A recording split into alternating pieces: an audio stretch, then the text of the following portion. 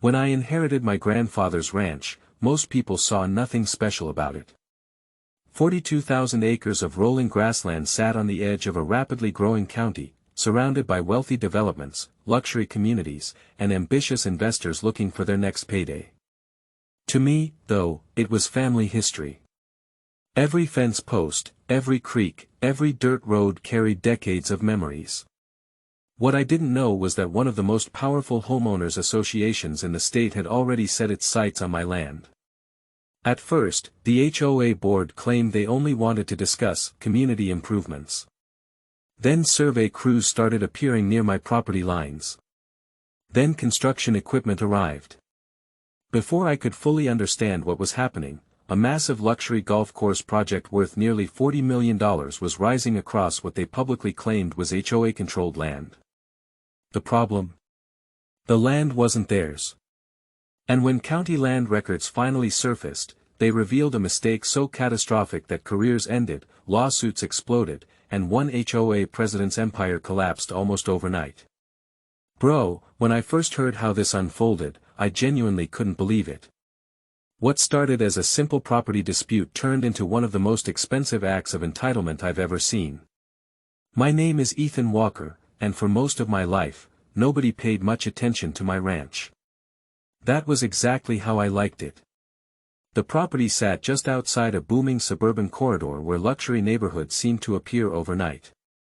Every year another development pushed closer to my fences, replacing open fields with expensive houses, private lakes, and carefully manicured streets.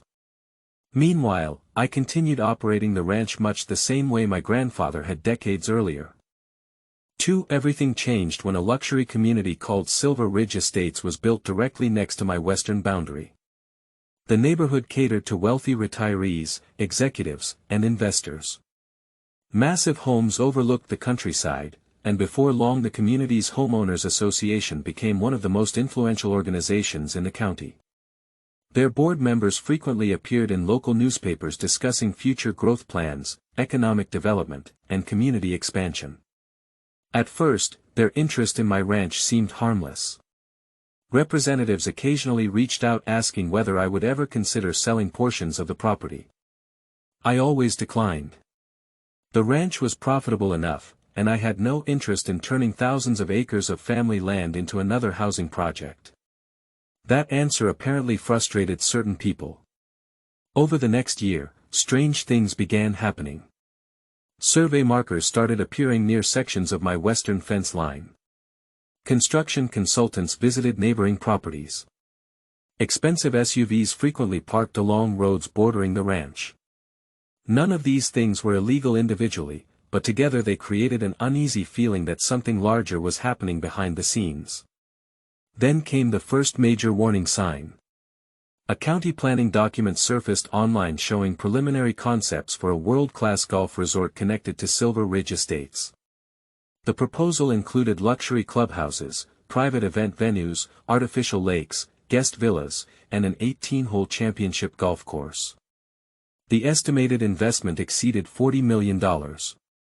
What immediately caught my attention was the map. Certain portions looked suspiciously familiar. Several fairways appeared to overlap areas that looked remarkably similar to parts of my ranch. At first I assumed it was a drafting error. Large planning concepts often use placeholder maps. Still, something felt off. I requested additional information from county offices and began comparing property descriptions. The deeper I looked, the stranger everything became. The legal descriptions attached to some planning materials referenced parcels that did not seem to match the physical locations shown on the maps. Boundaries appeared inconsistent. Acreage totals changed between documents. Some records referenced old surveys dating back decades. Bro, this was the moment I would have slammed on the brakes if I were involved in that project. Whenever tens of millions of dollars are involved, land ownership should be verified repeatedly. That's just common sense. But somehow the people behind this development seemed completely confident they knew exactly where their property lines were. Construction preparations accelerated over the following months. Bulldozers arrived. Contractors appeared. Earth-moving equipment began reshaping large sections of land adjacent to Silver Ridge estates.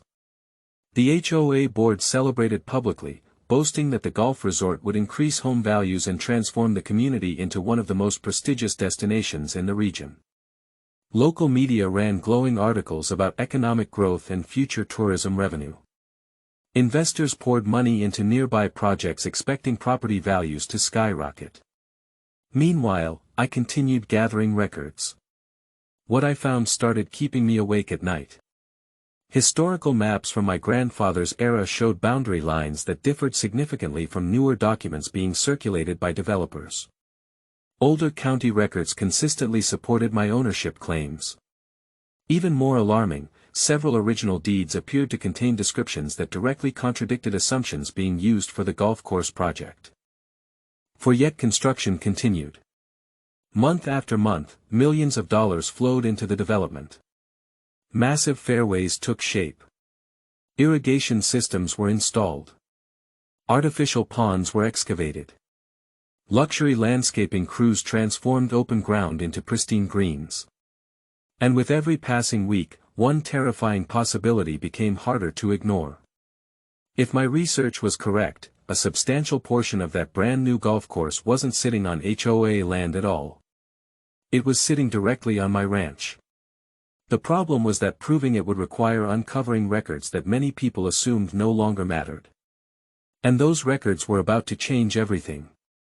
By the time the golf course was nearly finished, I had spent months digging through archives, survey records, deed transfers, and historical county maps. What started as a nagging suspicion had turned into a full-blown investigation. Every document seemed to point toward the same conclusion, yet the scale of what I was uncovering felt almost impossible to believe. The more records I obtained, the clearer the picture became. Decades earlier, a clerical mistake had quietly made its way into a series of modern property references. The error was small enough that nobody noticed it at first, but over time developers, consultants, and HOA officials kept relying on the same flawed information. Eventually that mistake snowballed into something much bigger. Entire sections of land were being treated as if they belonged to Silver Ridge estates when historical ownership records suggested otherwise. What shocked me most was the confidence everyone displayed. The HOA board acted as though ownership questions had already been settled. Marketing campaigns promoted the golf resort as the crown jewel of the community. Luxury home prices surged. New investors arrived. Membership packages were advertised. Millions upon millions of dollars continued flowing into a project that might be sitting on land they never legally controlled. Bro, this part was unbelievable. The deeper I dug, the more evidence appeared, yet nobody involved seemed interested in double-checking their assumptions. It was like watching a train race toward a broken bridge while everyone on board celebrated how fast they were moving. Then came the moment that changed everything. A retired surveyor who had worked in the county decades earlier contacted me after hearing rumors about the dispute. He still possessed copies of original survey materials that predated most modern records. Those documents connected directly to my grandfather's ownership history and filled several missing gaps in the chain of title. Suddenly, the evidence wasn't just strong. It was overwhelming. If those records held up under legal review, a massive portion of the nearly completed $40 million golf course could be sitting squarely inside my ranch boundaries. And once attorneys, title experts, and county officials started reviewing the same documents, panic began spreading through people who had spent years insisting the land belonged to them. The real battle was finally about to begin. The moment the evidence reached county officials and independent title experts, the entire situation exploded. Within weeks, emergency meetings were being held behind closed doors. Attorneys flooded the county courthouse carrying boxes of documents. Survey crews returned to the property, this time under intense legal scrutiny.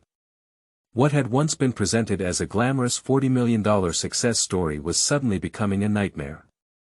The new surveys confirmed what I had suspected all along. A massive portion of the championship golf course, including several signature fairways, cart paths, landscaping features, and one of the resort's most heavily marketed attractions, had been built on land that legally belonged to my ranch. Bro, hearing that just blew my mind. Years of planning, millions of dollars in construction, and endless public celebrations had all been based on an ownership assumption that completely fell apart when the original record surfaced. The HOA leadership immediately shifted into damage control mode. Public statements became vague. Investors demanded answers. Homeowners who had paid premium prices expecting golf course views started worrying about what would happen next. But I wasn't interested in endless arguments. I filed formal claims asserting my ownership rights and demanded compensation for the unauthorized use of my property. At the same time, legal motions threatened to halt operations across affected sections of the course. That was when the power dynamic completely reversed. For years, the HOA had acted as though it could dictate terms to everyone around it. Now the organization found itself negotiating from a position of weakness. Every day the dispute remained unresolved increased financial pressure. Membership sales slowed. Investors grew nervous. Insurance questions emerged. Lenders began paying close attention. Eventually, the HOA had no choice. Faced with overwhelming documentation and mounting legal risks, they entered negotiations that resulted in a settlement worth millions. Additional land use agreements heavily favored my ranch, and several HOA board members resigned shortly afterward. The same people who once treated my property like an obstacle had spent years building their dream project on land they never actually owned. And the records proved every single bit of it.